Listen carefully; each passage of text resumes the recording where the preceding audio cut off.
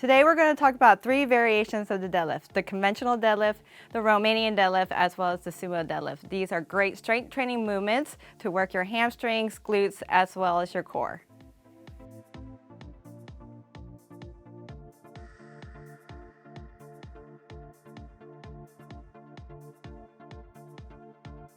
Here are some of the common faults and errors with the conventional deadlift. One is focusing on the hip hinge mechanics.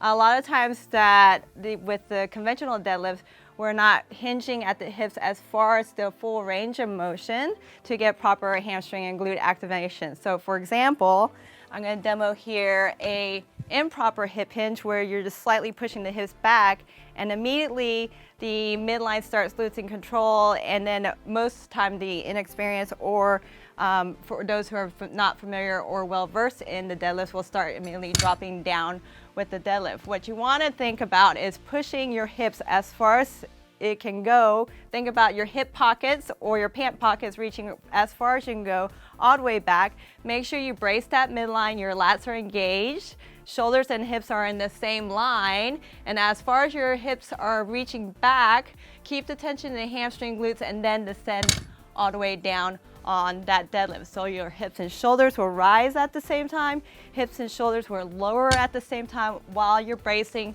the core on the entire lift.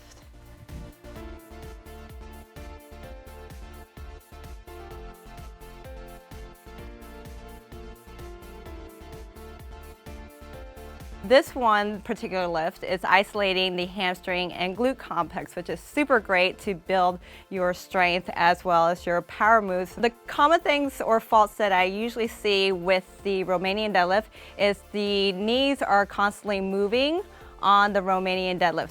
You want your knees in a fixed position and you're really isolating that hip hinge mechanics that we talked about earlier. When you're in the standing position, make sure your shoulders are rounded back and down, brace the midline. Now the knees are going to be in a fixed position, so you want to keep those knees in that same place.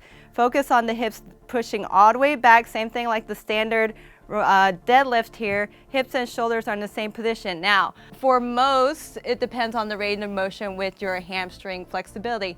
If it's here and your hips and shoulders in the proper alignment, this is fine. If you are able to descend all the way down, keeping the knees in the hip position, then this is fine as well. So those 2 points will vary. So make sure your knees are fixed, shoulders are back and down, hips go all the way back. Feel the tension of the hamstring and glutes. Once you hit that end range, you're going to activate those hamstring glutes to come to that strong standing position.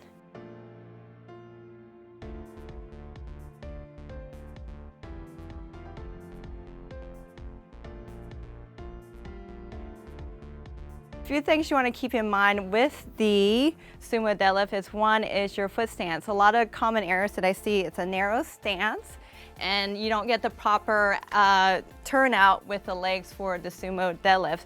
The other one is basically the hand placement. It could be either too narrow when you're actually lifting the bar from the floor. So on the Sumo deadlift, you want to think about a wide stance just outside your shoulders. You're going to turn the knees out. Make sure your knees and toes are in that same direction. So hips and shoulders are in that same line, 45-degree angle. Brace the core here, shoulders back and down. And of course, you're going to rise the hips and shoulders on the way up. Make sure that posture is nice and strong. Brace the midline, shoulders back and down. Then the hips and shoulders will descend back just like the conventional deadlift. And again, the legs are turned out in that order on the deadlift.